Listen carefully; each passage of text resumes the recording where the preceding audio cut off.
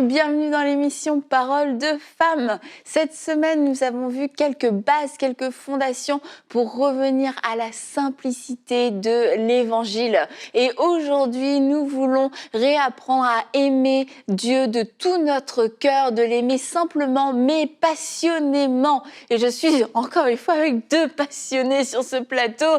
Bonjour Nadine, bonjour Aurélie. Et oui, ça va, ça s'est bien passé cette semaine pour vous? C'était super. C'était super, simple mais super. Et oui, c'est ça, comment rallumer notre feu pour Dieu? C'est une question qu'on veut se poser parce qu'on veut être enflammé, on veut être ces femmes passionnées, complètement passionnées d'amour pour Dieu. Et on l'a vu cette semaine, l'amour, c'est pas forcément compliqué, c'est pas forcément difficile, mais ça ne veut pas dire que ce n'est pas intense, que ce n'est pas fort. Et cet amour fort pour Dieu, c'est pas un hasard. On se réveille pas un jour d'un seul coup, on aime Dieu passionnément et puis voilà, ça nous est tombé dessus. C'est un feu qui est à alimenter. Et comme l'apôtre Paul a pu le dire à Timothée, ranime le don que tu as reçu par l'imposition des mains. Et lorsqu'on parle justement d'être en feu pour Dieu, on l'a déjà dit plusieurs fois, pour moi en tout cas, je crois que c'est important de comprendre que ce feu commence d'abord par nous-mêmes. Des fois, on va beaucoup se proposer sur les autres, peut-être se reposer sur son église locale, se reposer sur les enseignements qu'on peut avoir. On a parlé lundi des enseignements, mais comment rallumer le feu commence d'abord par soi-même. Est-ce qu'on est conscient de où est le niveau de notre flamme? Et si on est conscient que notre flamme, elle a baissé, elle a peut-être baissé parce qu'on est rendu adulte et notre foi d'enfant est loin derrière. Les expériences de la vie ont fait baisser notre flamme, ou elle a baissé parce qu'on est tombé dans la familiarité. On a parlé hier qu'on peut des fois être tellement familier avec Dieu qu'on n'apprécie plus, on n'est plus émerveillé devant sa grandeur. Il y a plusieurs choses qui peuvent arriver, plusieurs raisons pour que cette flamme baisse. Mais comme tu le disais hier par rapport à ce verset que Jésus a donné, c'est ça, c'est que c'est notre responsabilité et c'est un commandement. Et c'est le premier commandement que d'aimer Dieu de tout son cœur, de toute sa force, de toute sa pensée, de toute son âme. Et Aurélie l'avait dit lundi qu'elle pouvait prier et dire j'ai la volonté. J'ai la volonté, Seigneur, je ne sais pas encore le faire parfaitement, mais j'ai la volonté. Je crois que comment rallumer le feu, c'est déjà commencer par reconnaître notre état et de venir devant Dieu et dire, Seigneur, j'ai la volonté, je veux t'aimer davantage. Je crois que je sais qu'il y a plus avec toi que ce que je vis en ce moment et amène-moi dans cette profondeur, amène-moi dans ces eaux profondes. Et je crois que ça fait partie des prières que le Seigneur répond très, très rapidement parce que c'est son désir justement qu'on grandisse aussi dans notre relation, dans notre communion avec lui. Amen. Et aussi, par rapport à ce que tu dis, Nadine, c'est que quand on parle de ranimer le feu, ça veut dire qu'il y avait le feu, mais que peut-être il s'est éteint. Et quand on lit dans Apocalypse à l'église de Éphèse, en fait, Dieu dit, je connais ta conduite, et il montre des bonnes choses que que l'église a fait, en fait. Je connais ta conduite, la peine que tu prends, ta persévérance. Tu ne peux pas supporter les méchants. Tu as mis à l'épreuve ceux qui se prétendent apôtres. C'est des bonnes choses, en fait. Mais après, tu vois, cependant, j'ai un reproche à te faire, c'est que tu as abandonné l'amour que tu avais au début. Ça, c'est dans la version du Semeur. Dans d'autres versions, c'est le premier amour. Et il dit, rappelle-toi d'où tu es tombé, change et reviens à ta conduite première. Ça veut dire que dans notre vie chrétienne, on a ce qu'on appelle une conduite première. Là où quand tu rencontres le Seigneur Jésus-Christ, mais tu es passionné, il y a des choses qui se passent à l'intérieur de toi, tu as faim, tu as soif de lui, tu as envie qu'il soit là tout le temps. Il y a vraiment des choses à l'intérieur qui se passent. Moi, quand ça m'était arrivé, plus tard, je disais aux gens, j'ai l'impression que le Saint-Esprit avait vraiment pris le contrôle. C'était plus juste moi qui étais là, mais il était bel et bien présent. Donc, tu as toutes ces choses qui se passent. Maintenant, quand tu vois que tu es attaché au faire, comme là, on parle de la persévérance, c'est des bonnes choses, ce n'est pas des mauvaises choses. Tu es attaché au faire, mais que tu n'es plus aussi attaché à la personne de Jésus-Christ. Là où au début, c'était lui qui te motivait, c'était ce feu brûlait en fait à l'intérieur de toi.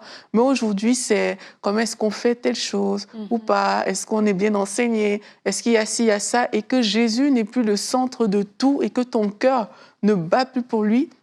Je vous ai déjà raconté comment, quand j'ai donné ma vie à Christ, sincèrement, pour moi, c'était incroyable. Personne ne m'avait jamais raconté son témoignage comme ça. Donc, je le vivais sans avoir jamais entendu des histoires d'autres personnes. Et au lieu de rentrer, au lieu de rester par là avec mes amis après les cours comme j'aimais faire, je courais pour rentrer à la maison parce qu'il fallait que je prie. Je voulais seulement passer du temps avec Dieu. Mais je faisais ça tous les jours.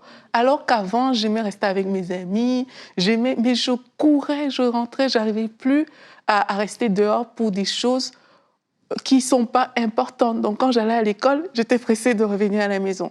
Et j'ai vu aussi, avec le temps, il y a différentes choses qui se passent, mais revenir à son premier amour, c'est revenir à cet état où ce qui fait battre ton cœur, c'est Dieu lui-même.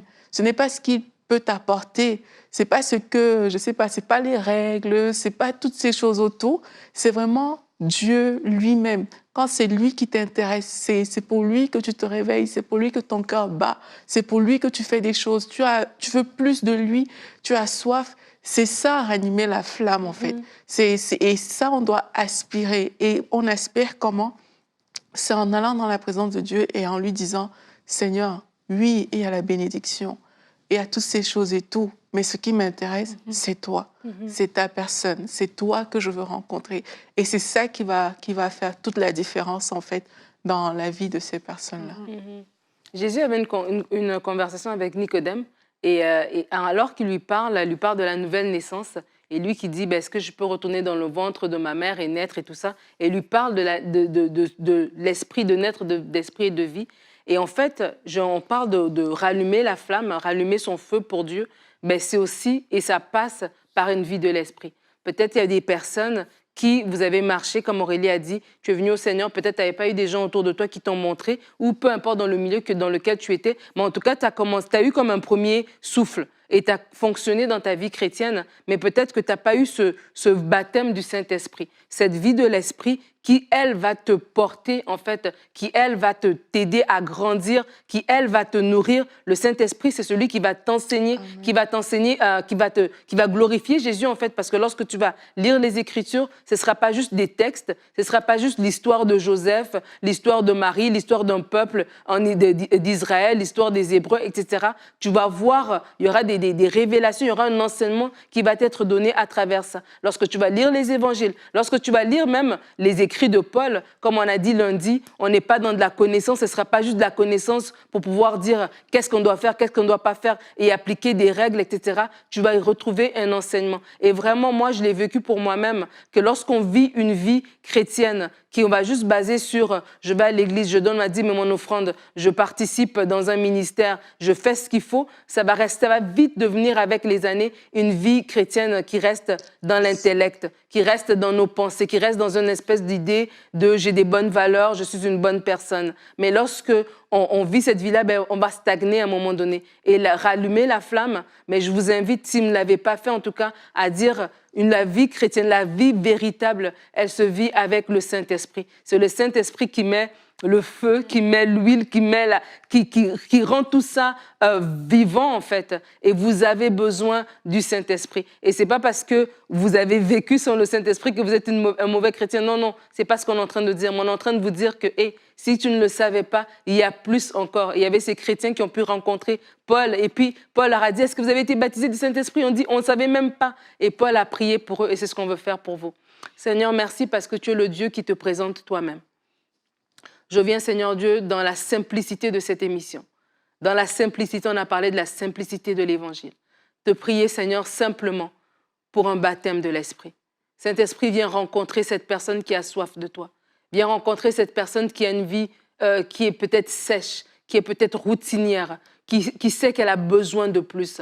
Je te prie simplement, parce que je ne m'appuie pas sur mes paroles, mais je m'appuie sur toi.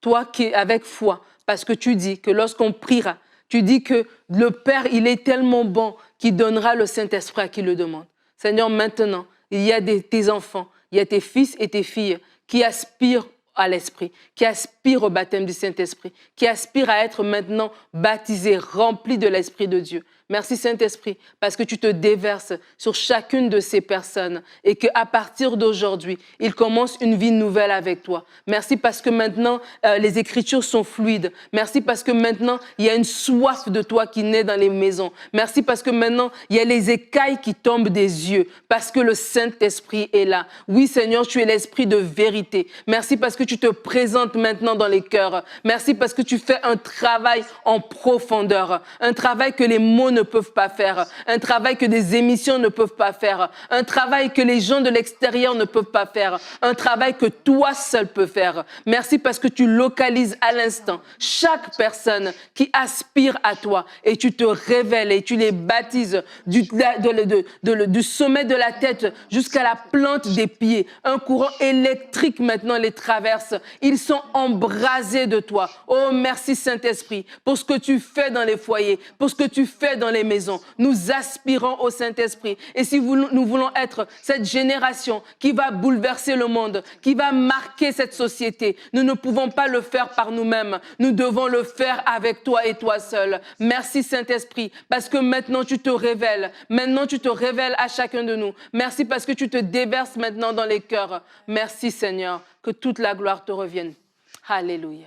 Et j'aimerais aussi qu'on puisse prier pour le baptême du Saint-Esprit, parce que certains d'entre vous, c'est ça que vous recherchez, vous dites, je veux plus de toi, je veux aller plus loin, et vous avez juste besoin, vous avez besoin d'être rempli du baptême du d'être rempli du Saint-Esprit et de vivre cette expérience qu'on appelle le baptême du Saint-Esprit, comme au jour de la Pentecôte, quand le Saint-Esprit est venu sur les disciples et qu'il les a remplis et qu'ils ont commencé à parler des langues nouvelles. Et nous allons prier aujourd'hui, Aurélie, Nadine et moi, on va s'accorder, croyant que cette parole est vraie et que le Saint-Esprit va venir sur vous et qu'il va vous remplir et que vous allez commencer à parler cette langue nouvelle et qu'à partir de ce jour, le Saint-Esprit qui sera sur vous pourra se manifester quand bon lui semblera, mais que vous pourrez vous aussi puiser en lui, puiser dans ce don que vous avez reçu. Alors maintenant, on va prier ensemble. Alors vous pouvez vous mettre dans la foi avec nous et nous croyons qu'il va le faire. Maintenant, Seigneur, nous prions. Nous prions sur ta parole, sur ce que tu as dit. Et le Saint-Esprit est venu sur eux et les a tous remplis. Et nous croyons, Saint-Esprit, que tu viens maintenant sur tous ceux qui n'ont pas encore vécu cette expérience, que tu viens et que tu les remplis. Merci Saint-Esprit parce que tu viens, et oui, et tu remplis, tu les remplis à déborder. Merci pour les nouvelles langues, merci pour les nouvelles langues qui jaillissent comme un fleuve abondant. Merci pour ces personnes que tu remplis chez elles, que tu remplis dans les transports, que tu remplis dans une chambre, que tu remplis dans une cuisine. Saint-Esprit, viens remplir. Merci Saint-Esprit, parce que tu le fais, parce que ce n'est pas difficile, parce que ce n'est pas compliqué. Nous croyons simplement dans la parole et nous croyons que tu le fais. Nous croyons que tu l'as fait. Nous croyons que simplement, mais puissamment, tu es venu remplir. Alors merci. Merci d'avoir été fidèle encore une fois à ta parole. Et vous voyez, c'est aussi ça, la simplicité de l'Évangile, c'est de croire simplement que ce que dit la Bible, c'est pour nous et de nous en saisir. Comme ces hommes et ces femmes ont été remplis du Saint-Esprit le jour de la Pentecôte, le Saint-Esprit est venu sur eux. Ils ont été remplis et ils se sont mis à parler en d'autres langues. Voilà ce que Dieu a fait au milieu d'eux. Voilà ce que Dieu a fait pour eux. Et nous croyons que simplement, c'est ce qu'il fait aussi pour vous.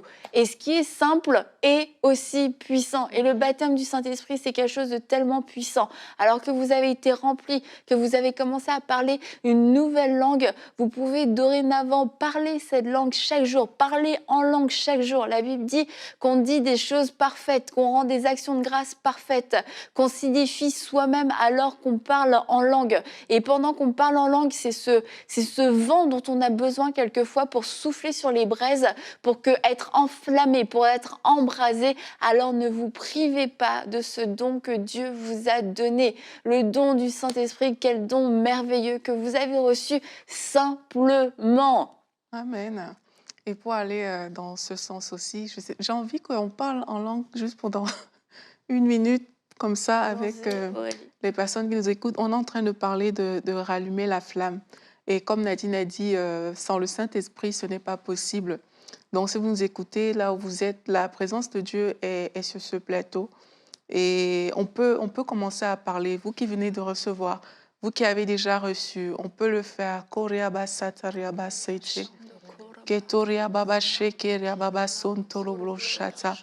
Keria baba baso oreke santa ria basante rebroshete rebrosata. Kintoria basakata ria baba shata ria basata. Keria baba baso karababa sheke ria baba sata. Koria baba shata ria basata. Feu de Dieu, korababa sete monte en nous. Shekeria baba santa ria baba shakaria baba sata. Keria baba soko toro broshen tere bai tere maya. Kintoria baba sata ria baba shata ria basanta. Keria baba so rebo sheko soko toro broshete. Feu de Dieu monte dans cette maison. Kataria baba sata. Keria baba shekeria baba soko toro broshete. Touche ce cœur, feu de Dieu, korababa sata. Kintaria baba shekeria baba sata. Keria baba shete rebro sonto robrosha. Kiria baba sata ria baba santo robroshata. Keria baba soko torobroshete. Gloire à Jésus-Christ, Santa ria baba so. Bikataria baba shekeria baba sata ria baba shata. Kiria basoko torobrosheke. Alléluia, béni sois-tu, Seigneur Jésus-Christ. Koria basante rebro sata. Keria basata. Amen, amen, amen. Alléluia. Gloire à Dieu, c'est comme ça qu'on ranime la flamme. Alors que vous êtes chez vous, parlez, n'hésitez pas à parler en langue, longtemps, longtemps, longtemps. Et vous allez voir qu'il y a des pensées qui vont venir, il y a des paroles qui vont venir, un nouvel attachement à Dieu. Jésus sera glorifié et vous pourrez déclarer ces paroles sur votre vie. Alors qu'on parle de ranimer la flamme, le Saint-Esprit, c'est l'élément indispensable pour que cette flamme soit allumée. Je pense à ce verset dans Ézéchiel où il y avait l'eau dans différentes parties du corps, aux chevilles, aux genoux, à la hanche, jusqu'à ce que la personne soit complètement plongée dans l'eau. Et c'est vraiment ça avec le Saint-Esprit. Donc chaque jour, si vous voulez ranimer ce feu, priez par l'Esprit, priez en langue. Et alors que vous faites ça, il y a ce feu à l'intérieur de vous, comme Annabelle disait, c'est comme la braise qui est en train d'être activée jusqu'à ce que vous allez voir qu'à un moment, il y a un dépôt dans votre cœur. Parce que c'est vraiment le travail du Saint-Esprit, c'est de glorifier Jésus. Plus vous passez du temps dans la prière en langue avec le Saint-Esprit, vous priez par l'Esprit, un attachement nouveau à Christ va naître dans votre cœur. Et ça va vous faire des prières, même extraordinaires, des choses que vous n'avez jamais dites. Vous allez commencer à aimer Jésus d'une nouvelle façon. Vous allez voir que vos prières ont changé. Hier, peut-être vous priez beaucoup pour les besoins, mais vous allez commencer à prier, mais Jésus, je veux t'aimer, je ne comprends pas. Deviens le roi de mon cœur, je veux te connaître comme je ne t'ai pas encore connu. C'est des prières qui vont commencer à sortir parce que votre esprit est devenu fort. Et c'est ça qu'on parle en langue, c'est ce que ça crée. Donc je vous encourage, même après cette émission, prenez le temps, parlez en langue, et laissez que ce que le Saint-Esprit a mis dans votre cœur sorte après sous forme de déclaration. Et autant il y a des choses qui sont favorables pour rallumer le feu, autant il y a des choses aussi qui sont défavorables. Et on parle toute cette semaine de la simplicité de l'Évangile, on en a un petit peu parlé en début de semaine, mais je veux vraiment nous faire un rappel à vivre et à rechercher à vivre dans la sainteté, à renoncer au péché. On ne peut pas se cacher derrière tout un tas de choses, derrière, on l'a dit, une doctrine compliquée, une théologie profonde, des mots compliqués, des signes, des prodiges, de la démonologie, etc., etc., si nous ne renonçons pas au péché. C'est la première chose à faire dans votre vie. Et on peut aller chercher des choses tellement compliquées, on peut faire des écoles bibliques, on peut poster des choses qui semblent hyper profondes, mais tu vis dans le péché, tu vis dans l'adultère, tu sors avec un homme marié. Aujourd'hui, renonce à ce péché, tu peux prier pendant des heures en langue, et alors que tu vas prier en langue, je peux te dire ce que le Saint-Esprit veut te dire, et te dire renonce au péché, renonce à cette relation, renonce à la fornication, renonce à cette sexualité débridée, renonce à la débauche, renonce renonce à l'alcool. Et la simplicité de l'évangile, c'est aussi ça, c'est l'obéissance, tout simplement. C'est de dire oui à ce qui est saint et de dire non au péché, de dire non à tout ce qui déplaît à Dieu. Et ce péché, c'est comme un sac de glaçons qu'on va mettre sur les braises et ça va achever la braise. Et alors que cette braise, elle est encore là, il y a encore un peu de chaleur, il y a encore ce potentiel de prendre feu, choisis de renoncer au péché, choisis de t'exposer à la parole de Dieu, choisis de t'exposer à la présence de Dieu, choisis de vivre dans la lumière. Et c'est vraiment la pensée que j'ai, c'est comme les choses compliquées sont venues comme une excuse, comme un voile pour cacher le péché. La simplicité de l'évangile, c'est de suivre Jésus et de renoncer à notre vie et de renoncer au péché. Et une façon aussi de garder cette flamme allumée, tu l'as dit brièvement, c'est d'aimer la parole de Dieu en fait. La Bible présente Jésus comme la parole. Et quelquefois, on met notre Bible de côté et on pense que la flamme, elle va pouvoir s'entretenir. Mais lire la parole de Dieu, baigner dans la parole, ça fait partie vraiment des choses qui maintiennent la flamme allumée. Et moi-même, parfois, je lis la Bible, j'ai déjà lu ces choses et tout, mais ça, tu regardes, tu dis, mais waouh, mais Dieu est quand même puissant. Tu le sais, mais c'est comme si ça te ramène à cet état-là et ça te pousse à aimer encore plus Dieu. Ça te pousse à davantage le rechercher. Donc, la parole de Dieu est indispensable. Et je ne parle pas de lire comme si c'était un livre ou quelque chose comme ça, mais de lire vraiment avec une expectative de « je veux connaître Dieu » parce qu'il est décrit comme la parole. Quand j'ouvre ma Bible, parfois je dis à Dieu « je veux te connaître ». Si Jésus a pu expliquer aux disciples l'Ancien Testament de A à Z, on dit qu'il a montré tous les passages en fait qui parlent de lui. Ça veut dire que même si je lis le livre de Nombres, je ne sais pas, j'ai envie de savoir ce qui parle de Jésus-Christ à ce niveau-là. Donc c'est d'ouvrir sa Bible avec cette perspective-là, de dire en fait, Jésus, je veux te connaître. Et dans ta parole, je sais que tu vas te révéler à moi et de commencer à lire tous les jours la parole de Dieu. Tous les jours. Je vous encourage vraiment à le faire tous les jours. Restez dans la présence de Dieu tous les jours. Lisez la parole de Dieu tous les jours, même si c'est 15 minutes. Prenez ces 15 minutes, lisez la parole et elle va vous faire une transformation à l'intérieur de vous. Elle va séparer certaines choses. Le péché va devenir plus évident dans la vie de certaines personnes. Peut-être il y a des choses que vous faites, vous ne réalisez même pas que c'est des péchés, mais ça va devenir plus évident. Vous pourrez vous en séparer. Et de la même manière aussi, la vie de Dieu va couler en vous. Et ça va maintenir cette flamme de Dieu allumée. Et un autre élément aussi, on en a parlé, mais de façon plus pratique, c'est aussi de veiller à notre environnement. Parce qu'il y a des personnes aussi qui vont se rendre compte que voilà, la flamme s'est éteinte, mais c'est parce qu'en fait l'environnement n'était pas propice à ce que cette flamme-là puisse grandir en fait. Un peu comme dans le naturel pour une flamme, si elle est là, mais elle est en plein dans le vent, elle va finir par s'éteindre parce que le vent va juste être trop fort. Et vraiment, j'encourage les gens aussi à avoir aussi cette sagesse par rapport à leur environnement. Il y a des personnes qui vraiment sciemment se mettent dans des environnements qui ne sont pas propices en se disant que voilà, ils sauront gérer. Mais cet environnement-là est en train de tuer ton amour pour Dieu, tuer ta relation avec le Seigneur.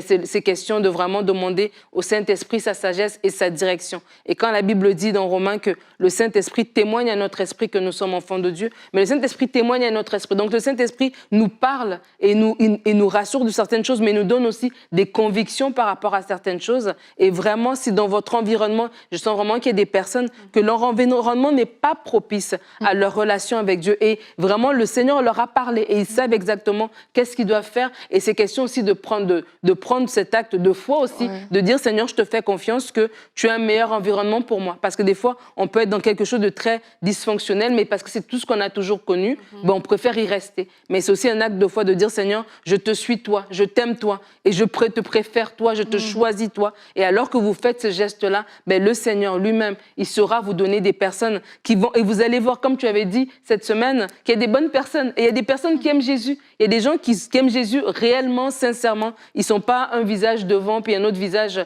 en intimité. Ils aiment vraiment Dieu. Et ça va vous fortifier, ça va vous aider, ça va vous édifier. Et vous allez grandir et votre flamme va aller juste en croissant. Ouais, et pour certaines personnes, comme tu dis, Nadine, ça va être de quitter cette relation, peut-être ce petit ami qui vous éloigne de Dieu en fait.